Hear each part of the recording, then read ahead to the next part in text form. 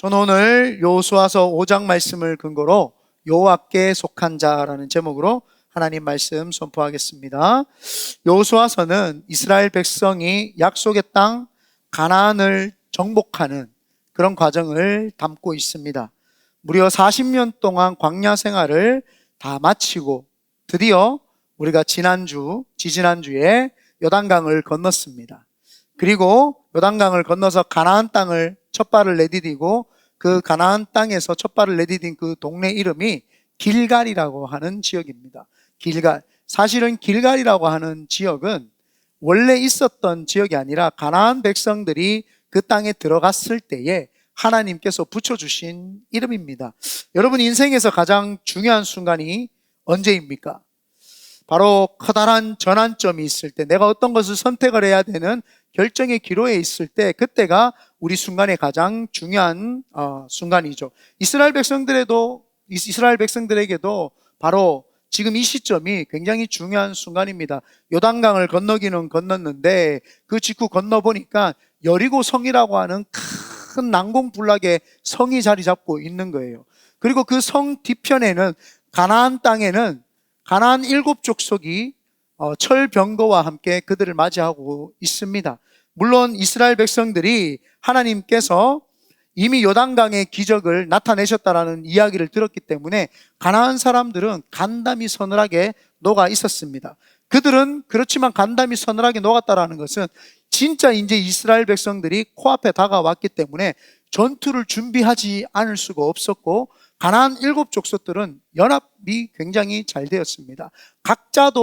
각자의 무기들이, 특출난 무기들이 있었지만 철병거를 가지고 있었을 뿐만 아니라 그 7족속들은 하나로 잘 연합하는 그런 족속이죠. 그러니까 이스라엘 백성들이 쳐들어왔다는 이제 소리를 들으니까 그들이 지금 혼비백산, 혼이 나갔지만 이것을 대비해야 되기 때문에 각자 지금 신경을 굉장히 곤두쓰고 있는 상태에서 이스라엘 백성들을 맞이하고 있는 그 시점이라고 보시면 좋을 것 같습니다. 1절 먼저 한번 다 같이 읽어보겠습니다. 시작. 요단 서쪽에 아모리 사람의 모든 왕들과 해변에 가나안 사람의 모든 왕들이 여호와께서 요단 물을 이스라엘 자손들 앞에서 말리시고 우리를 건너게 하셨음을 듣고 마음이 녹았고 이스라엘 자손들 때문에 정신을 잃었더라. 아멘. 저는 제 혼자 성경 읽는 줄 알았습니다. 여러분 같이 읽어 계신 거 맞죠? 이따가 계속 읽으실 때는 함께 읽어주시면 좋겠습니다. 한편 이스라엘 백성들도 긴장하기는 마찬가지였죠. 자신들도 처음 첫 발을 내리는 땅, 그 땅에 길갈이라고 하는 땅에 내딛었을 때 얼마나 긴장을 했겠습니까? 가나안 7족속의 명성도 대단했거든요. 철병거는 본 적이 없어요. 그들은 임전무태입니다. 그냥 철병거를 타고 전진만 하면 아무도 그 앞길을 막을 자가 없는 그런 무기를 가진 자들이 이 가나안 족속들이었습니다. 그래서 이 가나안 족속 앞에서 이스라엘 백성들도 긴장하기는 마찬가지였죠. 그런데 이스라엘 백성들이 머물렀던 그 장소 이름이 길갈이라고 제가 말씀드렸습니다. 이 길갈은 여호수아서 5장의 주된 배경입니다. 그래서 5장의 모든 역사들이 이야기가 기록된 곳이 길갈이다. 그리고 이스라엘 백성들이 요단강을 건너서 하나님의 성막을 처음으로 치고 하나님 앞에 예배를 드렸던 곳이 바로 길갈입니다. 이 길갈이라고 하는 뜻은 과거의 수치를 씻어낸 자리다. 그래서 길갈의 의미는 굴러갔다, 제거되었다. 예전에 있었던 수치가 제거되고 굴러가고 사라진 것이죠. 우리 어떻게 왔을까? 그랬군요. 잘했습니다. 그래서 이 길갈이라고 하는 것은 과거의 수치를 씻어냈다. 우리 본문 9절 한번 읽어보겠습니다. 본문 9절 다 같이 한번 읽어봅니다. 시작. 여호와께서 여호수아에게 이르시되 내가 오늘 애굽의 수치를 너희에게서 떠나가게 하셨다 하셨고 그곳 이름을 오늘날까지 길갈이라 하느니라. 하나님께서 수치를 제거해 주셨다. 어떤 수치를 제거해 주셨냐면 성경에 애굽에서 있었던 삶의 수치를 제거해 주셨다라고 이야기를 하지만 정확하게는 두 개의 수치입니다. 첫 번째 수치는 무엇이냐? 애굽에서 애굽 백성들이 이스라엘 백성들을 짓밟고 노예로 삼아서 수치를 그들에게 안겨줬어요. 그들에게 자존감은 없고 주권은 없이 그냥 짓밟혔어요. 애굽에서 짓밟혔던 삶, 그리고 노예 생활했던 그 삶이 그들에게 너무너무 수치스러운 상황이었습니다. 하나님께 부르짖었더니 하나님이 모세라고 하는 지도자를 통해서 이스라엘 백성들을 이제 광야로 끌어내 주셨어요. 그런데 광야에서 어떤 일이 있느냐? 광야에서 자신들의 죄를 보면서 또 수치심을 느끼는 거예요. 내가 하나님의 말씀을 따라가야 되는데 입을 것이 없고 먹을 것이 없다고 불평불만했던 내 자신의 수치심, 또 지도자 모세를 세웠는데 그 모세에게 불평불만하면서 대적했던 그런 수치심, 자기 자신들의 인생의 입술에서 불평불만을 계속하면서 하나님이 해주셨던 것들에 대한 감사를 하지 못하고 계속 불평불만했던 그 수치심. 그래서 하나님이 길갈이라고 하는 첫 땅을 내딛었을 때에 하나님이 과거의 수치심을 다 제거해 주셨다, 굴레에서 벗어나게 하셨다, 제거해 주셨는데, 하나님이 애굽에서의 그들에게 짓밟혔던 것들을 제거해 주시고 또 내 자신을 볼 때에 내 자신 속에 있었던 수치를 하나님이 제거해 주셨던 것이죠. 그래서 길갈이라고 하면서 하나님이 이름을 붙여주신 거예요. 그래서 이스라엘 백성들은 이 길갈에서 우리의 수치심이 다 제거가 되는 것들을 경험을 하는 역사가 있게 되는 줄 믿습니다. 우리도 예수 그리스도를 믿고 예수님을 나의 구주로 시인하고 보혈의 피가 머리끝부터 발끝까지 나에게 씻겨진 것을 믿을 때에 여러분, 수치심이라는 것은 날려내야 될 줄 믿습니다. 마귀로부터 애굽으로부터의 죄로부터 우리가 벗어났죠. 그리고는 죄로부터 벗어나 광야에서 하나님 앞에서 훈련받는 그 시간 속에서 불평하고 불만했던 것, 그 수치를 하나님 앞에서 다 올려드려야 됩니다. 그때 하나님께서 길갈이라고 하시면서 네 수치를 다 제거해내셨다라고 우리에게 말씀하시는 줄 믿습니다. 그래서 하나님께서 우리로 하여금 그 수치 속에서 우리에게 주시는 메시지가 있는데, 오늘 그 메시지를 우리는 한번 확인해 보려고 합니다. 그런데 헬렌 켈러, 여러분 헬렌 켈러 아십니까? 앞이 보이지도 않고 들리지도 않고 말을 할 수 없었던 벙어리였던 그 헬렌 켈러라고 하는 사람이 좋은 지도자를 만나서 그가 이제 문자를 알게 되고, 그가 생각을 하게 되고, 그가 보이지는 못하지만 보는 것처럼 이 세상을 살면서 그가 했던 명언이 있습니다. 과거의 기억은 우리로 하여금 과거의 감옥에 갇히게 만들 수도 있지만 동시에 우리가 미래로 나아가는 우리의 징검다리가 될 수도 있다라고 이렇게 이야기를 했습니다. 여러분, 많은 사람들은 과거를 생각을 할 때에 나의 수치를 떠올리면서 그 감옥에 갇히는 사람이 있어요. 늘 과거에만 매이는 사람이 있죠. 이스라엘 백성들에게 하나님이 길갈에서 과거를 연상하게 해주면서 애굽의 수치, 광야의 수치를 드러내 주시면서 너희들 이런 놈이니까 너희들은 안 되라고 말씀하시는 것이 아니에요. 그 과거의 수치를 기억하면서 내가 제거해 주셨다, 내가 없애 주셨다, 내가 사라지게 했다라는 거예요. 그러면서 하나님이 그 미래에 우리가 나아갈 수 있는, 이제 가나안 땅에서 미래로 갈 수 있는 징검다리로 우리에게 길갈을 주신 것인 줄 믿습니다. 그러므로 여러분, 오늘 말씀을 들을 때에 과거를 다 청산해내시고 하나님 앞에서 수치를 다 버리시고 새롭게 미래로 나아가는 우리 성도들 되시기를 예수님의 이름으로 축원드립니다. 아멘. 첫 번째입니다. 여호와께 속한 자, 첫 번째, 하나님이 그 길갈에서 어떤 일들을 행하시는지 우리가 보기를 바랍니다. 첫 번째, 할례를 행하라 라고 이야기를 하십니다. 우리 2절부터 8절까지 한번 읽어보겠습니다. 2절부터 8절까지입니다. 시작. 그때에 여호와께서 여호수아에게 이르시되 너는 부싯돌로 칼을 만들어 이스라엘 자손들에게 다시 할례를 행하라 하시매 여호수아가 부싯돌로 칼을 만들어 할례산에서 이스라엘 자손들에게 할례를 행하니라. 여호수아가 부싯돌 나온 모든 백성 중 남자 곧 모든 군사는 애굽에서 나온 후 광야 길에서 죽었는데 그 나온 백성은 다 할례를 받았으나 다만 애굽에서 나온 후 광야길에서 난 자는 할례를 받지 못하였습니다. 이스라엘 자손들이 여호와의 음성에 청종하지 아니하므로 여호와께서 그들에게 대하여 맹세하사 그들의 조상들에게 맹세하여 우리에게 주리라고 하신 땅 곧 젖과 꿀이 흐르는 땅을 그들이 보지 못하게 하리라 하시매 애굽에서 나온 족속 곧 군사들이 다 멸절하기까지 40년 동안을 광야에서 헤매었더니 그들의 대를 잇게 하신 이 자손에게 여호수아가 할례를 행하였으니 길에서는 그들에게 할례를 행하지 못하였으므로 할례 없는 자가 되었음이니라.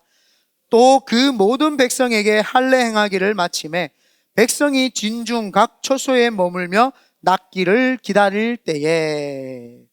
여러분, 하나님께서 길갈에서 내가 너희들의 수치를 다 제거했다라고 이야기를 하면서 길갈이라는 이름을 붙이고 제일 처음으로 시행하게 하신 게 있어요. 미래를 향하는 그 발걸음 첫 번째로 하나님이 첫 시행하게 했던 것이 할례를 행하는 겁니다. 남성의 표피를 베어서 포경수시라고 지금은 하는데, 포피를 베어서 할례를 행하라고 이렇게 이야기를 합니다. 이것은 단순한 그냥 의식, 그냥 하나님 앞에서 할례를 행하는 의식이 아니라 생명을 건 순종의 결단입니다. 할례는요, 성인 남성이 그때 당시에는 수술 도구가 없었잖아요. 그러니까 뭐 마취 도구가 있었겠어요? 리도케인이 있었겠어요? 뭐가 있었겠어요? 아무것도 없었죠. 그러다 보니까 그들의 표피를 자르는데 부싯돌을 갈아가지고 칼을 만들어가지고 그 표피를 제거하게 만듭니다. 그러니까 3일 동안은 꼼짝달싹 없이 누워 있어야 되고 3일에서 이제 2주까지는 그들이 그 꿰맸던 자국이 아물 때까지 이제 기다려야 되는 거죠.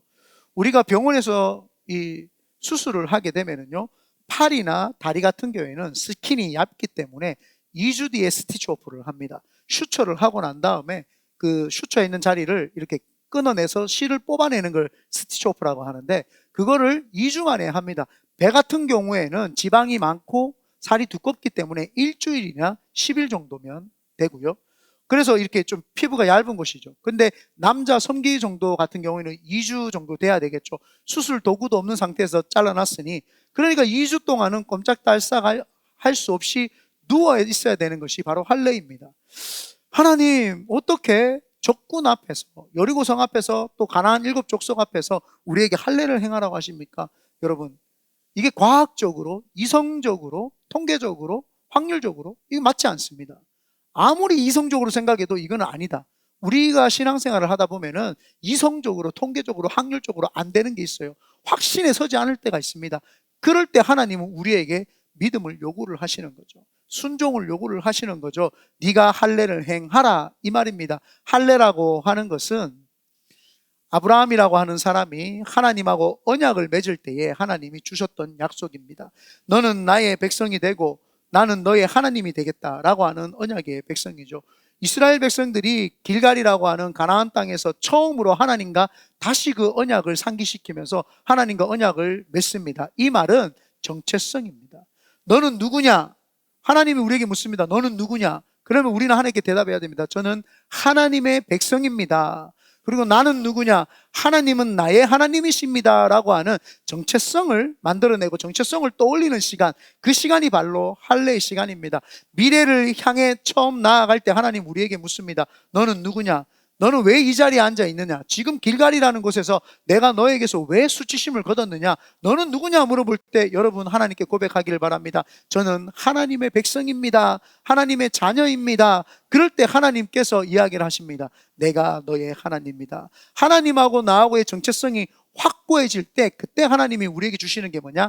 비전이죠. 내가 아브라함에게 가나안 젓가 꾸려내는 가나안 땅으로 가라. 내가 거기를 너에게 주겠다. 너는 민족이 되고 너는 나라를 이룰 것이다 라고 하나님이 비전을 주시죠. 하나님이 아무한테나 비전을 주시는 것이 아니라 정체성이 하나님의 백성에게만 비전을 줍니다. 그래서 신앙생활을 오래 했어도 하나님의 정체성이 내 속에 자리 잡지 않은 사람은 계속 갈팡지팡하죠. 여기가 내가 있어야 될 곳인지 저기가 내가 있어야 될 곳인지 그 갈팡지팡하는 걸 왜요? 비전이 없기 때문이에요. 내가 하나님의 백성이라는 것을 알지 못하기 때문에 계속 혼돈을 하는 거예요. 내가 이 땅에서 왜 사는지를 모르는 거죠. 그게 바로 정체성입니다. 우리가 지금 이 베이 지역에서 이 큰비드넷 교회 가운데 나와서 여기에 있는 거, 하나님이 여러분에게 예수 그리스도를 믿고 죄의 수치를 다 제거해 주시고 이 자리에 앉아 있게 하신 이유가 무엇입니까? 너는 내 아들이다. 너는 내 딸이다. 그러면서 하나님 우리에게 정체성을 알려주시는 거죠. 그리고 우리는 하나님의 백성입니다 라고 하면서 하나님이 누구신지에 대해서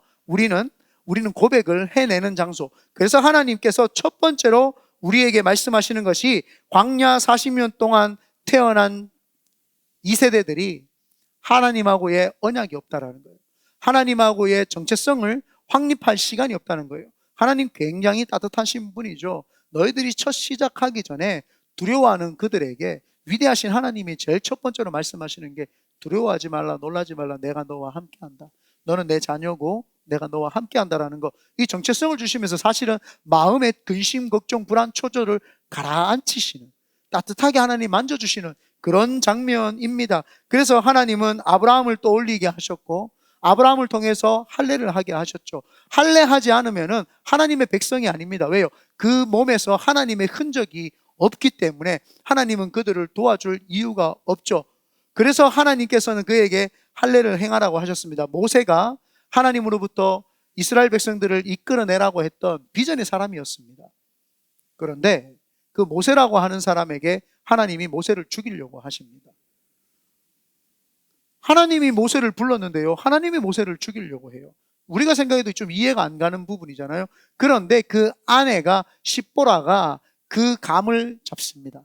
하나님께서 자기 남편 모세를 죽이려고 했던 이유를 깨닫고 이는 내 피남편이라고 하면서 모세의 자녀들이 할례를 행하지 않았기 때문에, 이스라엘 백성들이 할례를 행하지 않았기 때문에 하나님이 모세를 죽이시려고 하는구나. 하나님이 부른 백성은요, 아무리 비전이 있어도 내가 하나님의 백성이고 하나님이 나의 하나님이라는 걸 인식하지 않으면은 그거는 그냥 일장춘몽, 하나의 하루아침의 꿈과도 같은 것입니다. 그거는 비전이 아니라 욕망이죠.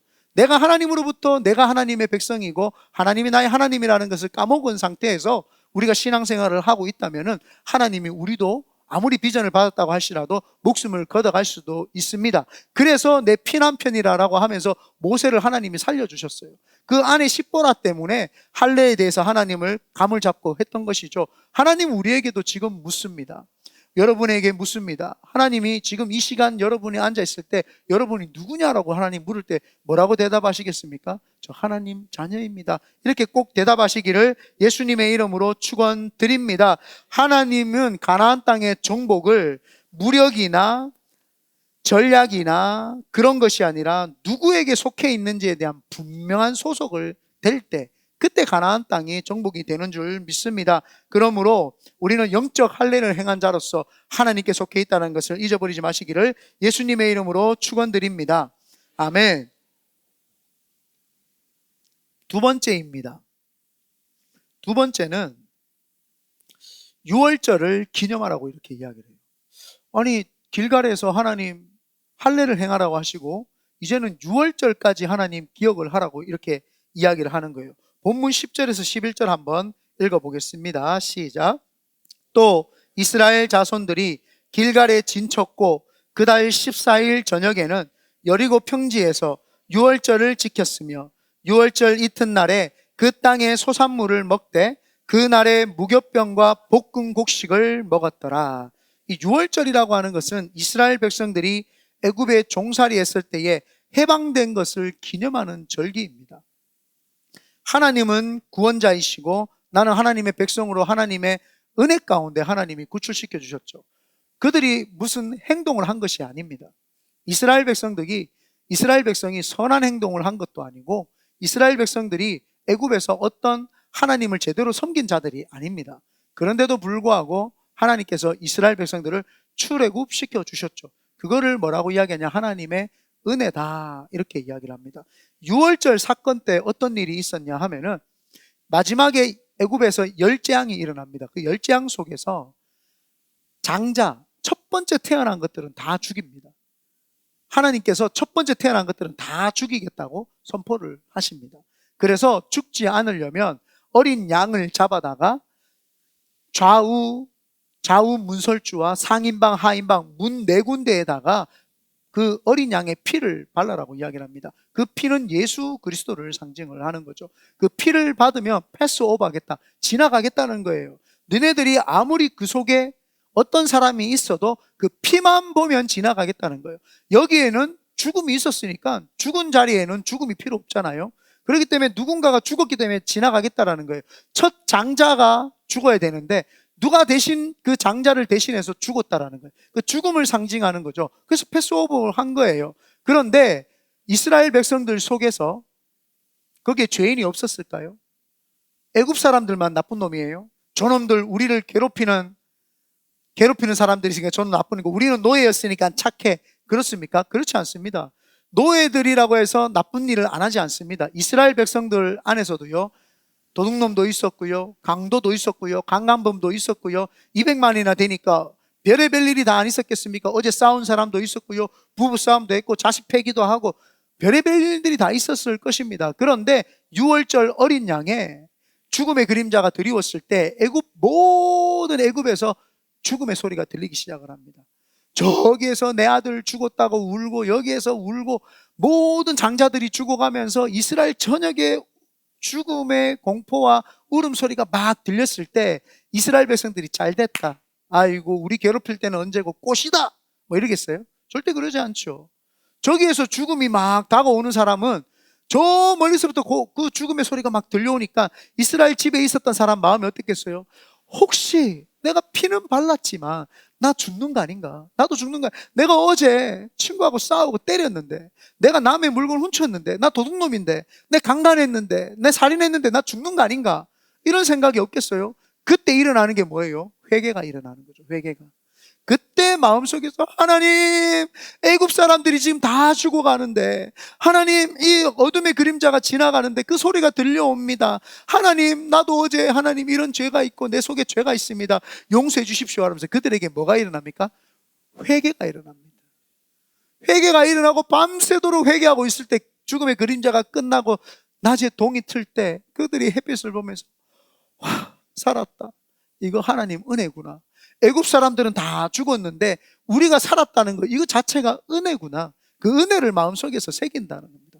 그래서 하나님께서 길갈에서 이스라엘 백성들에게 내가 과거의 것을 다 지워내는데 네가 누구냐, 네 정체성이 누구냐 할례를 물으면서 너 정체성이 누구냐고 물어보십니다. 그러고 난 다음에는 내가 거룩하니 너희도 거룩하라는 거예요. 이제는 다시는 이 가나안 땅에서 죄 짓지 말라는 거예요. 죄 짓는 삶을 사는 것이 아니라 하나님과 함께 동행하는 삶을 살아라. 예수의 피를 의지하라는 겁니다. 우리가 신앙생활을 하면서 예수 피 의지하라고 주님이 우리에게 이야기를 하는 줄 믿습니다. 아프리카의 선교사님이었던 존 패튼이라고 하는 선교사님이 계십니다. 그분이 19세기 말에 남태평양에 아직도 식인 풍습, 사람을 잡아먹는 풍습이 있었던, 여러 족속들과 싸우면 식인종 사람들을 잡아다가 먹는 풍습이 있었던 뉴헤브리디스 제도라고 하는 섬들이 있는 그 제도에 이분이 선교사로 갑니다. 지금은 현재 바누아투라고 하는 나라로 이제 형성이 되었습니다. 원래 필리핀도 나라가 아니에요. 나라가 아니었고 섬으로 그냥 있는 바랑가이, 그냥 다른 말로 하면 동네, 그냥 부족 이런 나라인데, 스페인이 300년 점령을 하고 미국이 150년 점령하면서 미국이 여기는 필리핀하고 하면서 자기들이 알아서 구역을 정해줬어요. 그래서 필리핀이 된 겁니다. 인도네시아도 마찬가지입니다. 인도네시아라고 하는 섬나라잖아요. 여기까지는 인도네시아라고 이렇게 지정을 해줘가지고 그렇게 해서 인도네시아가 된 거예요. 이 나라도 마찬가지입니다. 바누아투도 마찬가지예요. 1980년대에 여기는 바누아투라고 이렇게 지정을 해줍니다. 그게 오세아니아 지역인데 그렇게 지정을 해줘가지고 거기도 바누아투라고 하는 나라가 이제 된 것이죠. 우리나라처럼요, 굉장히 오랜 전통을 가진 나라가 그렇게 많지는 않습니다. 그래서 이렇게 나라가 형성된 그곳에 이 존 패튼 선교사님이 파송하게 됩니다. 그 섬 사람들은 이제 그 존 패튼 선교사님을 죽이려고 옵니다. 극심한 위협 속에서 그는 매일 밤 생명의 위기를 느꼈습니다. 그는 언제든지 죽을 수 있었지만 그는 복음 전파의 사명을 포기하지 않았어요. 그리고 그는 그의 일기에 이렇게 기록하고 있습니다. 나는 하나님께서 나를 이 땅에 보내셨음을 믿습니다. 만약 그들이 나를 죽인다면 나는 기쁘게 죽을 것입니다. 나는 예수님이 나를 위해서 흘린 그 피 기억하며 나도 이곳에서 순교하겠습니다. 이 땅에 뿌려진 씨앗이 되어 언젠간 수많은 영혼의 열매를 맺을 것입니다 라고 하면서 그 보혈의 피, 그 6월절날 보혈의 피를 기억을 했던 거예요. 그래서 마음속에 발랐습니다. 그의 이런 믿음의 결단이 그 당시에 그 식인종들이 보니까 총도 칼도 없이 그냥 와 있으니까 너무 신기한 거예요. 맨몸으로 왔던 거예요. 그래서 도대체 이가 믿는 신이 어떤 신이길래 두려움 없이 이렇게 오는가? 라고 하면서 그들이 복음을 받아들이고 지금 그 땅에는 현재 93%의 복음을 받아들여서 기독교 국가가 되었다고 하는 사실입니다. 우리가 신앙생활을 하면서 보혈의 피를 의지할 때에 하나님이 우리를 위대하게 쓰는 줄 믿습니다. 이 6월절이라고 하는 것은 어디에서 와서 왜 살며 어디로 가는지를 기억하라는 겁니다. 우리가 어디에서 지금 왔습니까? 애굽에서 왔다는 거예요. 죄의 삶 속에서 왔다라는 거예요. 죄의 구덩이에서 와서 왜 살며 훈련받는 거예요. 하나님 백성이 되기 위해서 광야 40년 동안 훈련받는 거예요. 훈련받기 싫어하면요 천국 가는 것도 어렵습니다. 이 땅에서 힘들고 어렵지만 훈련을 받고 또 최선을 다하고 하나님 원하는 삶을 사는 것, 그것이 우리가 이 땅에 사는 삶이죠. 그리고 어디로 가요? 하나님이 주시는 젖밥거리는 가나안 땅, 우리가 천국으로 나중에 가게 됩니다. 그래서 지금은 애굽의 죄에서 사는 것이 아니라 우리는 지금 광야 생활하면서 훈련을 받고 있습니다. 지금 우리 지상교회는요. 그리고는 앞으로 가나안 땅에 가야 되죠. 이스라엘 백성들은 지금 가나안 땅이라고 하는 아직 정복되지 않은 그곳에서 하나님이 주시는 정체성을 회복했을 뿐만 아니라 내가 지금 이 땅에서 왜 살아야 되는지를 정확하게 알고 있는 것인 줄 믿습니다. 그래서 오늘도 6월절을 통해서 내 자신에게 보혈의 피를 바르면서 하나님의 거룩함으로써 죄와 분리되는 여러분 되시기를 예수님의 이름으로 축원드립니다. 세 번째입니다. 빨리 끝나는 것 같으나 오늘은 네 번째까지 있습니다.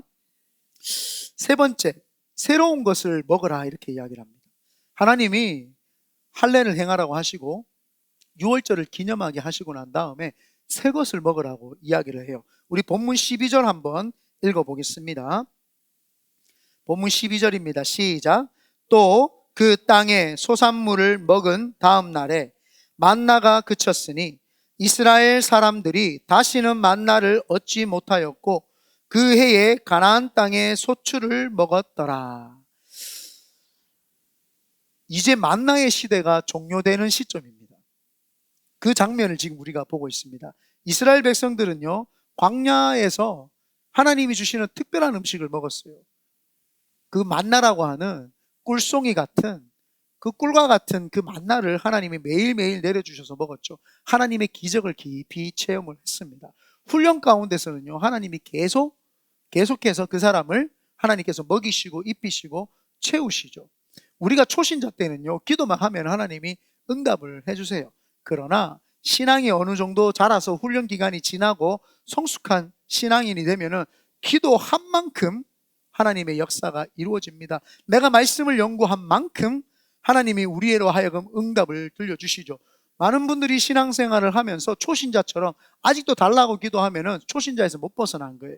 초신자에서 벗어나서 성숙한 신앙인들은 내가 기도한 만큼 역사를 합니다. 내가 1시간 기도하면 하나님이 1시간만큼 역사를 하시고, 내가 하나님의 말씀을 깊이 있게 묵상을 하면 그 묵상했는 만큼 하나님이 우리에게 역사를 하십니다. 이스라엘 백성들이 오늘 12절에 보니까 그 땅의 소산물을 먹은 다음 날에 만나가 그쳤으니, 그 땅의 소산물은 뭐예요? 가나안 땅에는요, 만나가 내리지 않아요.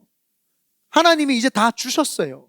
하나님께서 가나안 땅을 주셨기 때문에 내가 경작을 해야 됩니다. 밭을 갈고 거기에다가 좋은 토양이 될 수 있도록 그름을 주고 그 그름을 다 잘 갈게 펴고 난 다음에 씨를 뿌리고 이른 비와 늦은 비와 겨울비를 기다려서 그 비가 하나님이 공급해 주도록 기도하면서 기다리고, 그 다음에 싹이 나고 줄기가 나고 열매가 맺히는 거, 자기들이 최선을 다해서 게으르지 아니하고 노력을 할 때에 그때 하나님께서 그들에게 이제 먹을 것과 입을 것을 이제 채워주신다는 겁니다. 이제는 광야 생활이 아니라는 거예요. 초신자가 아니라는 거예요. 5년 이상 신앙생활 했으면 이제는 초신자가 아니라 스스로 하나님 앞에서 기도하고 하나님이 직접 이제는 나에게 주시는 것을 받아 누려야 되는 거죠.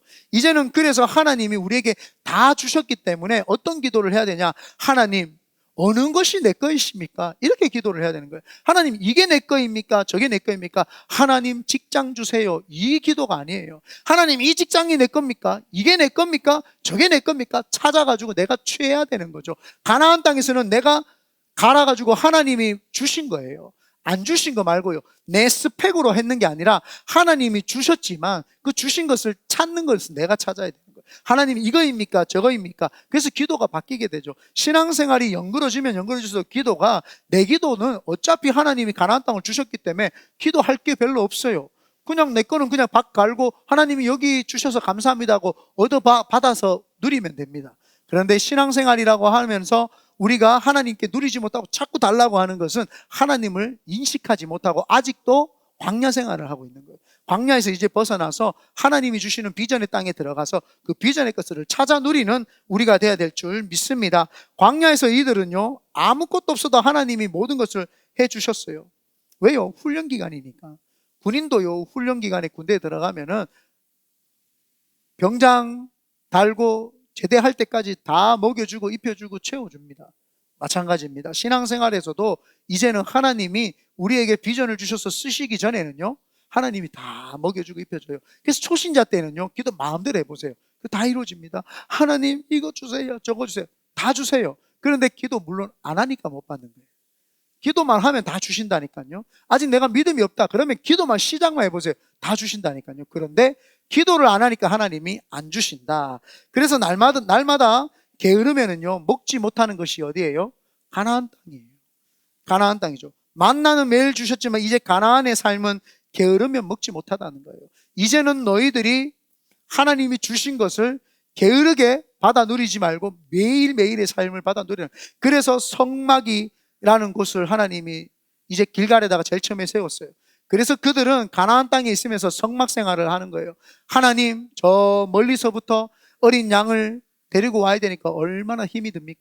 그 어린 양을 데리고 오고 그 어린 양을 이제 잡을 때에 거기다가 내 머리에, 그 양의 머리에다가 내 손을 얹고 안수기도 하면서 내 죄를 다 그 양에다가 하고, 그리고는 목을 자르고 팔 다리를 자르고 배를 갈라서 창자를 다 끄집어내요. 온 피가 내 얼굴에 다 묻습니다. 쉽게 하나님을 만날 수 있는 길이 아닙니다. 그리고 난 다음에 그 창자의 저 비린내부터 해가지고 모든 그 악한 냄새가 다 맡아집니다. 그러면서 야, 이 죄라는 것이 이렇게 악하구나, 이 죄라는 것이 이렇게 더럽구나. 그래서 그것들을 다 번제단에 태우면서 하나님, 나를 다 하나님 올라가고 가져가시옵소서. 구원의 뿔을 잡을 때에 하나님의 역사하심이 나를 구원하셨군요. 이제 내가 그 감격에 의해서 게으르게 신앙생활을 하지 않겠다는 거예요. 하나님 최선을 다해서 하나님이 원하시는 신앙생활을 하겠다는 겁니다. 그때 하나님의 놀라운 은혜가 그들에게 부어지고 입을 것 먹을 것 다 채워지는 줄 믿습니다. 다니엘 학습법이라고 하는 책을 쓰신 김동환 목사님이라는 분이 계십니다. 서울대에서 종교학과를 수석으로 이제 졸업하셨죠. 평균 98점 이상으로 계속 맞으면서 수석으로 졸업하신 분인데, 이분이 이제 김동환 목사님이 어린 시절에 어머니께서 신앙을 가르칠 때에 노력 없이 되는 것이 없다는 걸 가르쳤어요. 밥 먹기 전에 말씀을 꼭 한 구절을 읽고 외우게 했어요. 그러니까 외우지 않으면은, 지금 학교 가야 되는데 말씀을 외우지 않으면 밥을 안 줍니다. 그러면 굶고 학교를 가야 되는 거예요. 그리고는 점심 때 와도 말씀을 안 읽으면 안 주는 거예요. 저녁 때도 말씀을 안 읽으면 주지 않는 거예요. 그렇게 말씀으로 훈련을 계속하고 외우고 말씀의 노력 가운데 하다 보니까 어느덧 자기가 외우는 것이 아주 통달하게 되고, 하나님 말씀뿐만 아니라 그냥 책을 읽어도 책이 외워지기 시작을 하고 깨달아지기 시작을 하면서 그가 서울대학교에 들어가게 되고, 다니엘 학습법이라고 하는 책을 써서 많은 사람들에게 학습은 어떤 것인지를 가르치는 이런 역사를 있게 되었습니다. 우리도 하나님 앞에서 게으르지 아니하고 최선을 다할 때 놀라운 역사가 있는 줄 믿습니다. 여러분, 자녀들한테 책 읽으라고 하지 마시고요, 부모님이 책을 읽으시면 자동으로 책을 읽게 돼 있습니다. 아빠 읽는 책이 뭐예요? 헤르메스의 오디세이아 읽으면 아들이 그걸 보고 아, 이런 책을 읽는구나, 자기도 읽지 않겠어요? 그걸 읽고 가르쳐 달라고 하지 않겠어요? 여러분들 신앙생활을 너무 가짜로 하는 것 같아요. 본인들은 신앙생활 책도, 성경책도 제대로 안 읽고 신앙서적도 안 하는데 내 자녀가 잘 되기를 바래. 그래서 저는 교회 학교 가면은 이렇게 설교를 해요. 엄마가 책 안 읽으면 니도 안 읽어도 돼. 네가 신앙생활을 제대로 하려면 네가 성경을 읽어야 되잖아. 엄마가 안 읽으면 안 읽어도 돼. 왜? 엄마가, 아빠가 그게 정답이라고 신앙생활을 지금 하고 있기 때문이잖아요. 그래서 그렇게 정답으로 신앙생활을 하고 있기 때문에 너도 안 해도 돼. 그런데 부모님들은 거짓말을 하는 거예요. 자기는 안 읽으면서 너는 해야 된다. 자기는 안 하면서 너는 해야 된다. 우리는 이런 신앙생활을 해서는 안 됩니다. 신앙생활은 적어도 1부 때 제가 일주일에 한 권 읽으라 했다가 바꿨어요. 2주에 한 권을 읽으셔야 됩니다. 하루에 2, 30분씩만 책을 읽으면 2주에 한 권을 읽을 수 있습니다. 아멘 하세요. 그거 안 읽는데 내가 어떻게 진짜 신앙인이에요? 그 거짓말이라고 저는 봅니다. 많은 사람들이 자기는 신앙인이고 믿음의 사람이래요. 그래서 제가 이번에 신앙서적 어떤 걸 읽었어요? 안 읽었는데요. 어떻게 그 진짜 신앙인인지 제가 어떻게 알 수 있어요? 그래서 야고보 사도가 이렇게 이야기를 하죠. 너는 말로 하느냐? 나는 행함으로 보이겠다. 내가 하나님 앞에서 말씀을 읽으면 이 사람이 그 말씀 안에서 변화 안 될 수가 있겠어요? 일부러 사람들 보면서 읽는 척 하는 것이 아니라 스스로가 말씀을 읽으면 이 사람이 신앙의 깊이가 없겠어요? 있죠. 이분이 무릎 꿇고 기도하면 하나님 앞에서 기도하고 부르짖으면 이 사람이 신앙이 변화되지 않겠어요? 지가 하나님 앞에서 기도하는데 그 속에서 뒤집어지는 게 있지 않겠어요? 당연히 믿음이 좋죠. 그런데 남에게 보이기 위해서 그렇게 하라는 것은 아니고요. 그렇게 내가 내 자녀들한테 그걸 양육하고 가르쳐야 되죠. 왜 제가 금방 자녀 이야기까지 꺼면서 그렇게 했느냐? 지금 이들에게 부모 세대가 그걸 못 가르쳤어요. 가나안의 1세대들이 그걸 못 가르쳤단 말이에요. 우리는 하나님 믿어 하고 책을 안 읽었어요. 우리는 하나님 믿어 하고 기도 안 했어요. 우리는 하나님 믿어 하고 말씀을 안 봤어요. 그래서 그들은 40년 동안 광야에서 다 죽어버렸어요. 원래 그 사람들이 받았던 것이 약속이에요. 그 사람들이 하나님께 받았던 비전이 1세대들이에요. 근데 그들은 받지 못하고 2세대들이 받기 시작을 했죠. 그러니까 하나님이 2세대들에게 다시 이야기를 하는 거예요. 너희는 길갈에서 새로운 것을 먹으라는 거예요.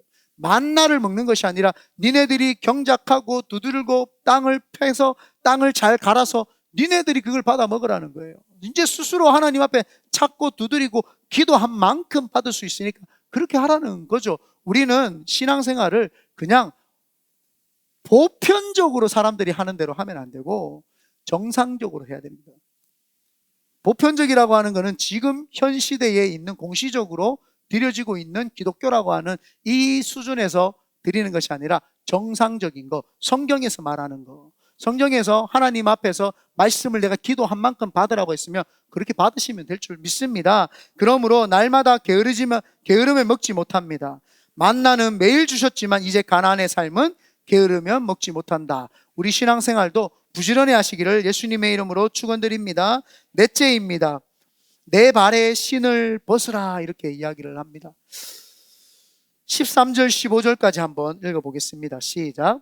여호수아가 여리고에 가까이 이르렀을 때에 눈을 들어 본즉 한 사람이 칼을 빼어 손을 들고 마주 서 있는지라. 여호수아가 나아가서 그에게 묻되 너는 우리를 위하느냐 우리의 적들을 위하느냐 하니 그가 이르되 아니라 나는 여호와의 군대 대장으로 지금 왔느니라 하는지라. 여호수아가 얼굴을 땅에 대고 엎드려 절하고 그에게 이르되 내 주여 종에게 무슨 말씀을 하려 하시나이까. 여호와의 군대 대장이 여호수아에게 이르되 내 발에서 신을 벗으라 네가 선 곳은 거룩하니라 하니 여호수아가 그대로 행하니라. 여호수아는 눈앞에 우뚝 서 있는 여리고성을 보니까 걱정이 되는 거예요. 자기가 이스라엘 백성의 리더십으로 있는데 여리고성이 너무 난공불락의 성이니까 이건 뭐 긴장이 되는 거예요. 잠도 안 와요. 그래서 저녁에 일어나가지고 여리고성을 돌면서 하나님, 이 성을 어떻게 해야 됩니까? 하나님, 이 성을 어떻게 해야 무너집니까? 라고 하는데 저 앞에 칼을 든 군인이 하나 딱 서요. 그때 여호수아가 이렇게 이야기를 합니다. 너는 우리 편이냐 적군 편이냐 이렇게 물어봅니다. 여호수아가 이분법적인 사고를 가졌죠. 나 아니면 너 이렇게 생각을 했던 거예요. 그러니까 그 하나님이 보낸 군대 장관이 나는 네 편도 저 편도 아니라 하나님의 군대, 하나님이 보내신 하나님의 군대 대장이다 이렇게 이야기를 합니다. 여기 성경에는 대장인데 옛날 성경이 좀 좋은 것 같아요. 장관 이렇게 나오거든. 여호와의 군대 장관이다 이렇게 이야기를 하거든요.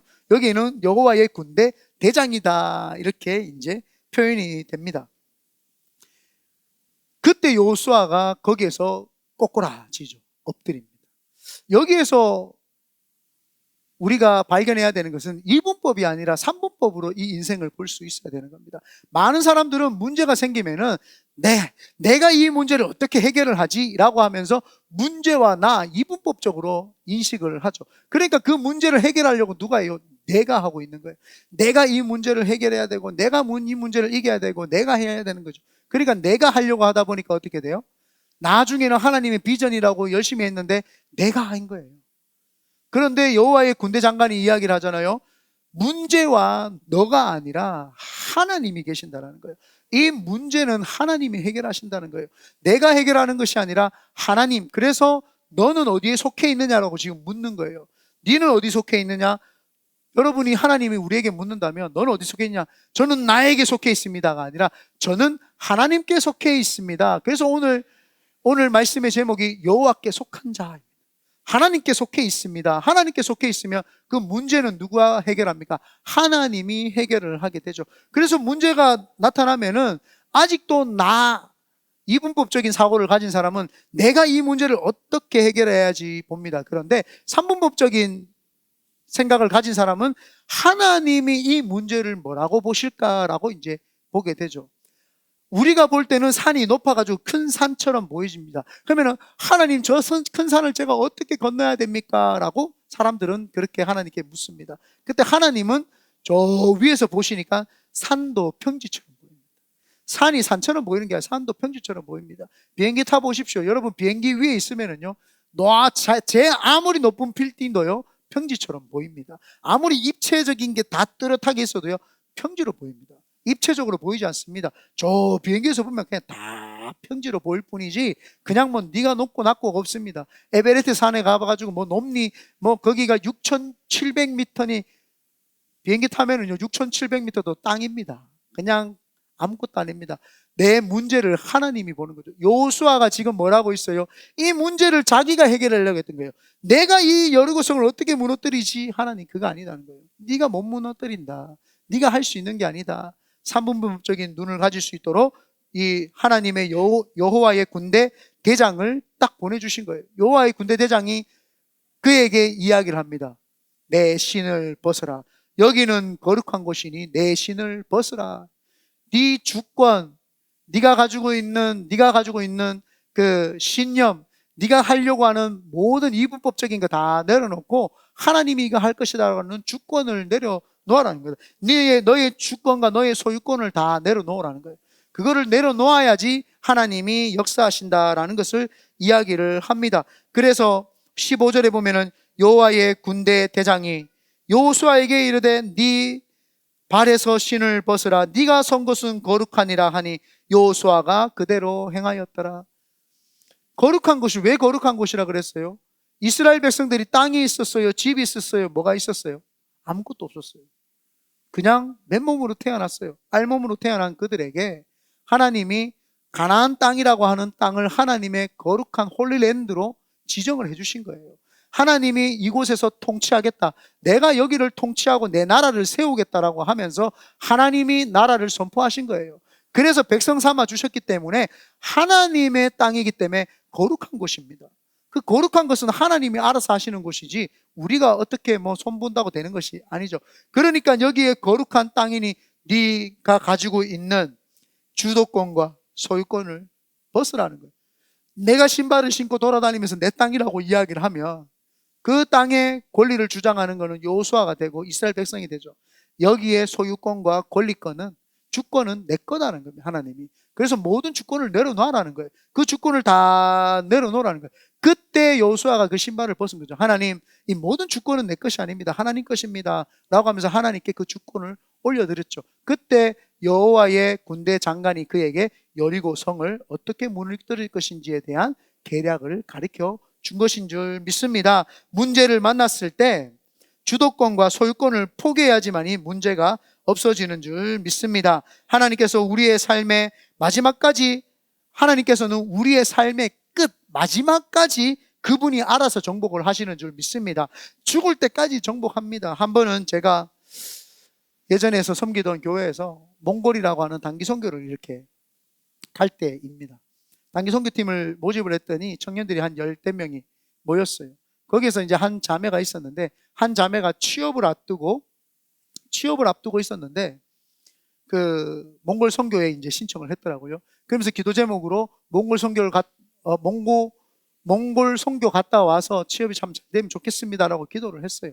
그렇게 하고 있는데 이력서를 냈는데, 그 인턴 이력서를 냈는데 한전이라는 곳에서 연락이 왔어요. 근데 면접 날짜가 몽골 단기 선교 가는 날짜인 거예요. 그러니까 이 자매가 저한테 와서 갈등을 하는 거예요. 목사님, 몽골 선교 간다고 이야기를 했는데, 하나님 일을 한다고 했는데, 한전에서 연락이 와서 인턴십 넣었더니 인턴하러 면접 보자고 하는데 어떻게 하기를 원하십니까? 내가 생각할 때 네가 한번 좀 기도해 보기를 바란다. 나는 하나님께서 몽골에 갔다 오면 더 좋으신 것을 열어놨다고 믿지만, 그건 네 믿음대로 한번 해보면 좋겠다. 그래서 그 자매가 하나님 앞에 기도를 하는데 이 말씀이 생각납니다. 네 신을 벗으라 라고 하는 거예요. 네가 직장을 왜 자꾸 네가 주도권을 하려고 하고 네가 생각을 하려고 하냐, 그걸 벗으라는 거예요.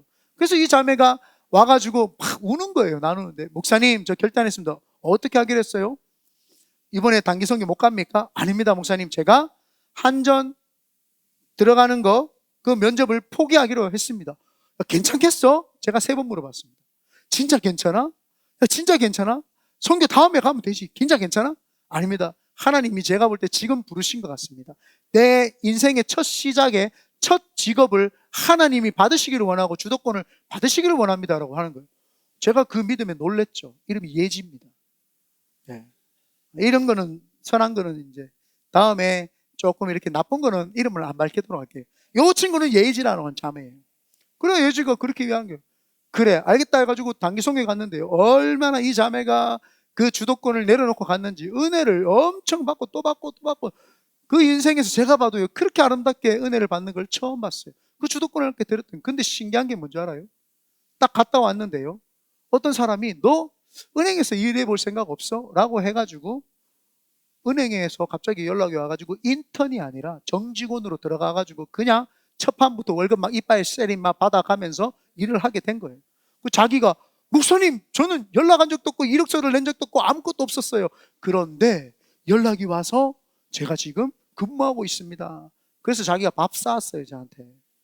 감사하죠. 근데 그거는 자기의 결단이었던 거죠. 주도권을 하나님께 잘 드렸던 것이죠. 여러분, 우리가 하나님께서 묻는 거예요. 길갈, 내가 너로 하여금 과거의 것을 다 청산했고 이제 미래로 나갈 수 있는 징검다리를 만들어주는데, 첫 번째가 네 정체성이다. 할례를 통해서 네가 누군지를 깨달아라. 네가 누구고 내가 누군지를 알겠느냐? 이제는 유월절, 죄와 거룩하게 멀어져라. 죄와 거룩성을 두고 멀어져라. 그리고는 이제 새 것을 먹되 네가 매일 주던 기적만을 이제 바라면 안 되고, 네가 하나님이 주신 거 찾고 두드리고 붙잡아서 하나님 주신 걸 누려라. 그 대신 네 주도권을 내려놓고 하나님의 관점에서 보는 눈을 키우라고 우리에게 말씀하시는 줄 믿습니다. 그러므로 오늘도 하나님이 주시는, 하나님께 속한 자가 되시기를 예수님의 이름으로 축원드립니다. 아멘.